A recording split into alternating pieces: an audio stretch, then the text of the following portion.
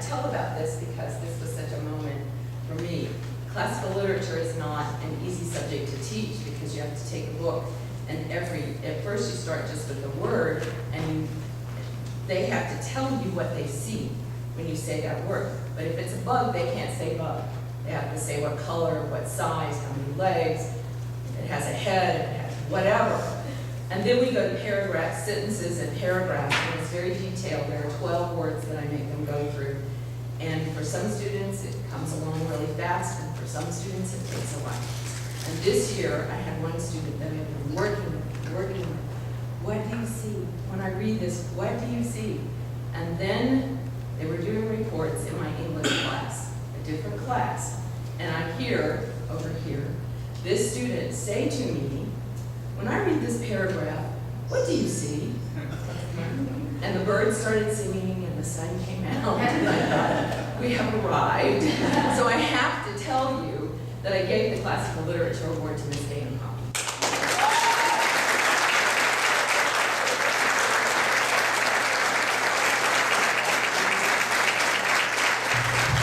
Now we're going to turn it over for a few minutes to Mr. Neal to present the dormitory awards.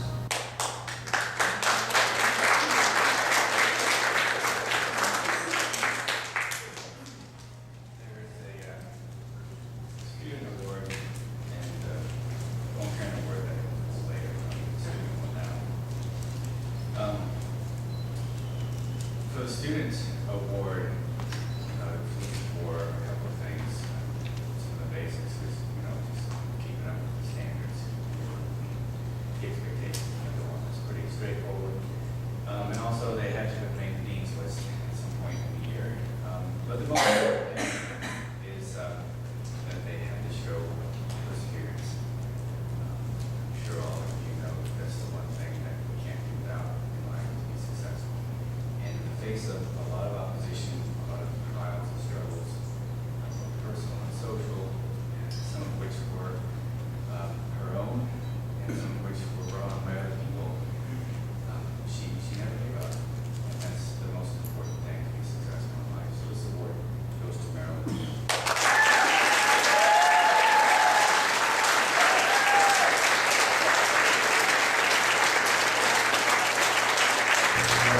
One of the greatest pleasures that I get, and that anybody that's been in service can tell you, that when a person obtains rank, and it's not something that's given away freely, especially when you're in the Marines, they have to show responsibility, they have to show maturity, and there's a lot of effort that goes into it.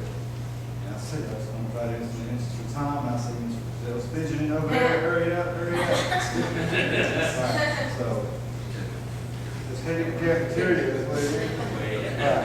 So I do this, when I call your name, if you would come up here real quick, we'll hand you out your chevrons, your trophy, and everything. And I'll do it quick, because there's 3 sets of promotions today. To all Ocean City's presence greeting, know ye that reposing special trust and confidence in the fidelity and abilities of Grace Beasley.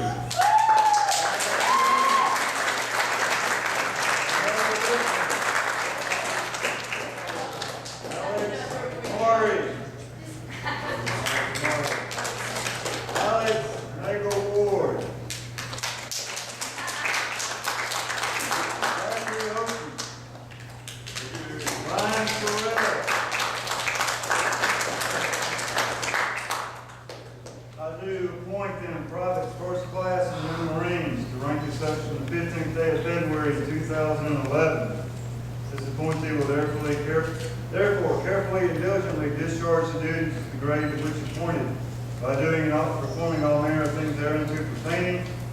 Now do strictly charge and require all personnel of lesser grade to render obedience to appropriate orders.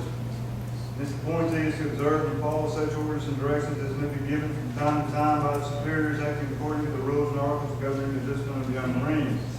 Executed under my hand at Bachman Academy, 15th day of February, the year of our Lord, 2011.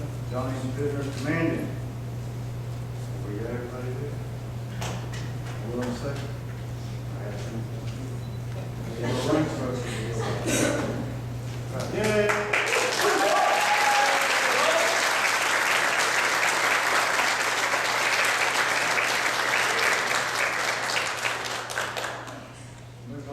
they didn't know this was going to happen. I have 3 young men that have definitely distinguished themselves this year, and after this happened with actually 4, but we'll get to him in a second. And it came to my attention that they should be promoted again.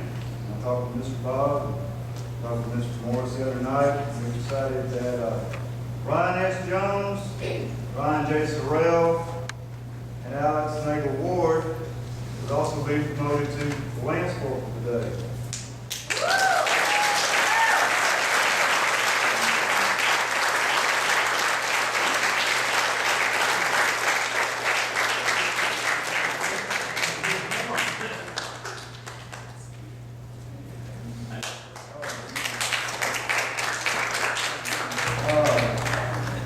You bear with me, I'm going to read this one again because it requires reading.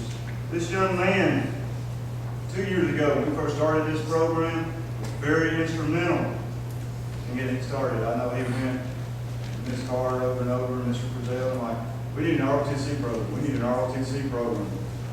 And I won't bore you with the details of the search and find program we have with the young Marines, but he's very instrumental. And when the transition came, he stuck in with it. I'll call Benjamin Feingold left lead.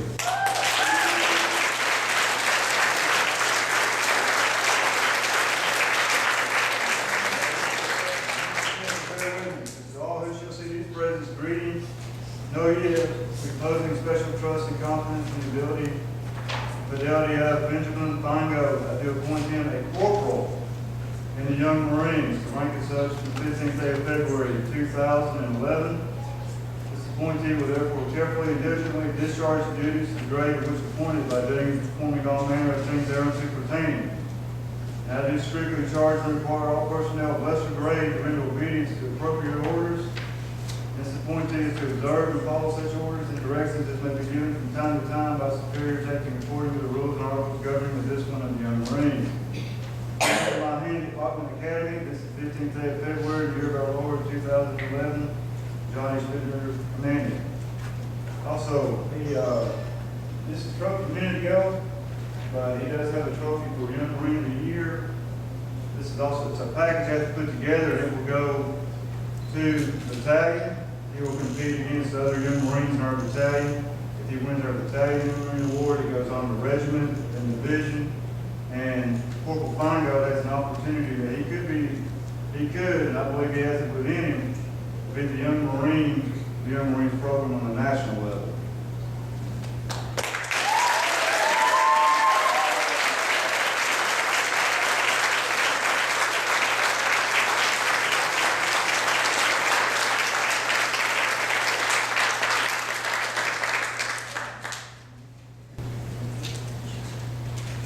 The John Muir Award is given to a student who has a great deal of interest in nature. Not only does this student have to be interested in nature, he must work to learn about it, protect it, and share their knowledge with others. You don't have to spend much time with Nick Feingold to figure out his love for nature and the animals it contains. Not only has he spent hours every day protecting, feeding, and caring for the chickens under his care, but you'd be hard-pressed to find any animal on Bachman's property that he couldn't tell you something about. Nick has certainly met the criteria of learning and protecting nature, and if you just ask him, he is more than willing to share what he knows. And so it gives me a great deal of pleasure to present the John Muir Award to Nick Feingold.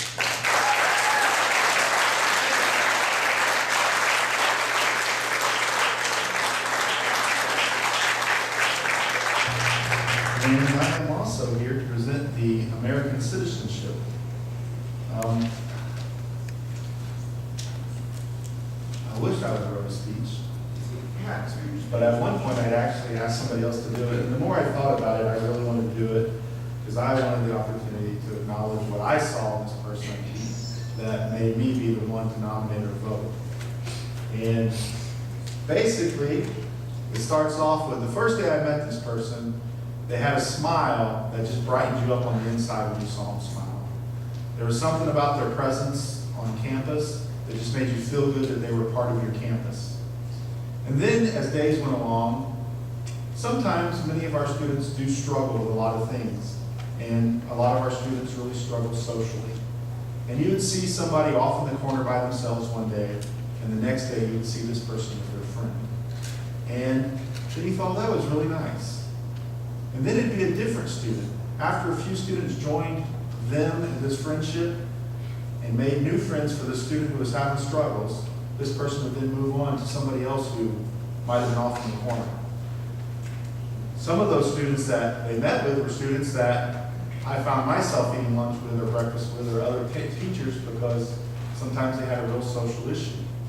But this person just always seemed to make a friend and then draw more friends to him. And I am so happy that she joined our campus this year because she's really brightened up my life as she comes around. And some days I need to see her smile. Sierra Dahl.